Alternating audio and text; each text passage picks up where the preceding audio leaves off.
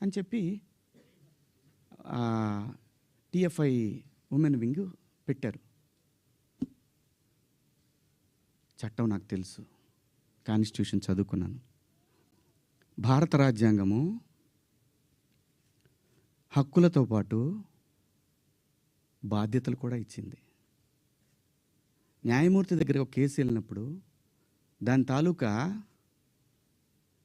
Intention చూస్తాడు.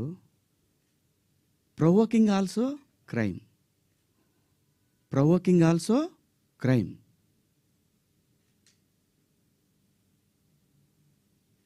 చాలామంది పెద్దవాళ్ళు, మన సీనియర్ సిటిజన్స్ అందరూ కూడా ఎందుకు అలా మాట్లాడతారు అంటే, నెక్స్ట్ జనరేషన్కి వాళ్ళ సంస్కృతిని క్యారీ ఫార్వర్డ్ చేసి వెళ్తున్నారు. వేసుకుంటారా వేసుకోరా మీ ఇష్టం అమ్మ, నేనెవరిని చెప్పటానికి. అలా పోయినప్పుడు ఆ పిల్ల ఇబ్బంది పడితే అది చూసి తట్టుకోలేక మాట్లాడానే తప్ప, ఎవరే బట్టలు వేసుకుంటే నాకేంటండి. పోనీ మీరు ఎవరన్నా ఆ పిల్లకి అండగా నిలబడ్డారమ్మా? ఒక్కళ్ళన్నా నిలబడ్డారండి? ఇది తప్పు, ఇంతమంది ఒక ఆడపిల్ల మీద దాడి చేయటం అని మాట్లాడారా? ఆ బిడ్డ కోసమే నేను మాట్లాడాను. రేపొద్దున మన తెలుగు యాంకర్లు కానీ, మన ఆర్టిస్టులు కానీ చక్కగా బట్టలు వేసుకొని వస్తారు. మన సుమ గారు కానీ, ఝాన్సీ గారు కానీ, ఉదయభాను గారు కానీ, పిల్లలు కానీ, కొత్త పిల్లలు కొంచెం యంగ్ బ్యాచ్లో కొంచెం అందంగా గ్లామర్గా కనపడాలని వేసుకుంటుంటారు. దానికి నెటిజన్స్ నుంచి వచ్చే సజెషన్స్ తోటి వాళ్ళు మార్చుకుంటారు. ఆ అమ్మాయి బయట నుంచి వచ్చిన అమ్మాయి. మనకి రెస్పాన్సిబిలిటీస్ కూడా ఉంటాయి కదా. నేనెవరిని హక్కుల్ని హరించడానికి? నేను ఎవరిని అనలేదే పలానా వాళ్ళ పేరు పెట్టి. బలైంది ఎవరు? ఇప్పుడు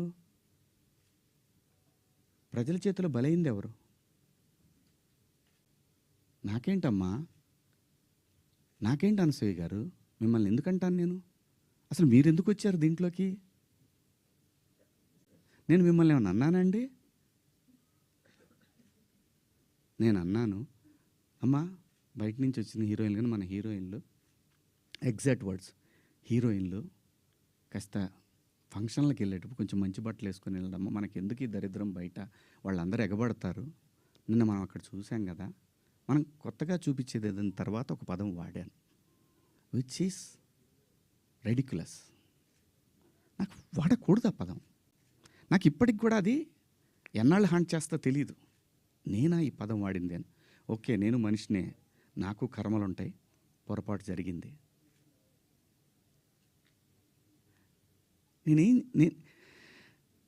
నా బాధ అంతా ఏంటంటే, నా వైఫ్ నా పిల్లలతోటి కరెక్ట్గా మాట్లాడలేకపోతున్నాను నేను. అది నా మిస్. వాళ్ళు నన్ను కన్సోల్ చేస్తున్నారు, వెళ్ళండి అని అంటున్నారు. అంటే ఎవరికో అయిందని కాదు, శివాజీ ఇలా మాట్లాడ్డే అని ఆ వైఫ్ని ఎవరిని అడుగుతారేమో అనే బాధ తప్ప నేను దేనికి భయపడేవాడిని కాదండి. తప్పు చేసినప్పుడు క్షమాపణ చెప్పడానికి కూడా ఒక క్షణం కూడా మనలో మనం కూర్చొని ఒక మాట అడిగితే సింపుల్గా, అమ్మ నన్ను క్షమించండి, నా వల్ల ఈ 2 పదాలు దొరికినాయి అని చెప్పేదానికి దాన్ని చాలా దూరం సాగదీశారు. పర్వాలేదండి, మేము పట్టడానికి ఉన్నాం, పడతాం. సమాజంలో ఎప్పుడైనా సరే ఇలా జరిగినప్పుడు నేను మాట్లాడతానండి, నేను ఖచ్చితంగా మాట్లాడతానండి. నేను ఏ తండ్రి వదిలేస్తారండి పిల్లల్ని? ఇంకొక పదం, ఒకప్పుడు ఒక జర్నలిస్ట్ మేడం గారు స్వేచ్ఛ మగాడిచ్చాడా అనే అంటే ఇదే డివిజన్ తీసుకురావటానికి. నేను అన్న ఉద్దేశం ఏంటంటే, స్వేచ్ఛ ఎందుకు కోల్పోవాలంటే, ఒక ఇంటర్మీడియట్ చదివే పాప ఒక సెమీ బాడీ కనిపిస్తా స్లీవ్లెస్ వేసుకొని వెళ్తే ఆ పాప అబ్యూజ్కి గురైనప్పుడు ఆ తండ్రి అనుక్షణం వెంటుంటాడు. అప్పటిదాకా హాయిగా తిరిగిన పిల్ల వీళ్ళ ప్రేమలో, వీళ్ళ పొసెసివ్నెస్ వల్ల ఆ పాప తన ఫ్రీడమ్ని కోల్పోయినట్టు ఫీల్ అవుతుంది. అది దాని అర్థం. మీరందరూ పెద్దవాళ్ళమ్మా. ఎవరెవరైతే నన్ను దోషిగా సమాజం ముందు నిలబెట్టాలనుకున్నారో మీ అందరికీ వందనాలు. మీరు బాధపడ్డందుకు మీకు కూడా క్షమాపణలు. ఇది శివాజీయే ఎందుకు? ఇంకా ఇంతకుముందు చాలా జరిగినాయి కదా! వాళ్ళని అడగరే? నేను చెప్పిందేంటి? మనకెందుకమ్మా? సమాజంలో ఏ తప్పు జరిగినా అందరూ వేళ్ళన్నీ సినిమా ఇండస్ట్రీ వైపు వస్తున్నాయి. ఆడపిల్లల రేపులు జరిగినా, లేదంటే తాగి పిల్లలు మాబ్ దాడులు చేసుకున్న ఒకడికొకడు సమూహాలు కలిసి, ఆ సందర్భంలో మాట్లాడాలా లేదా?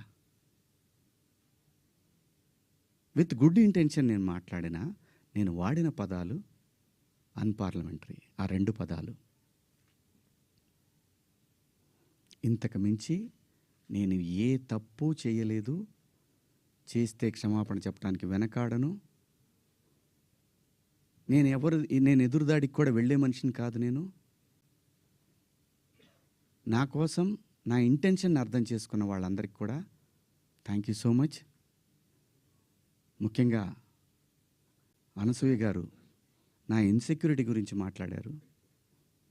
అవునమ్మా, మా హీరోయిన్ని అలా వెళ్ళినప్పుడు, దాడులు చేసినప్పుడు భయం ఉంటుందని, వాళ్ళు బాధపడతారని, ఒకవేళ జరగరాంది ఏమైనా జరిగితే ఆత్మహత్యలు చేసుకుంటారని నాకు ఇన్సెక్యూరిటీ ఉందమ్మా.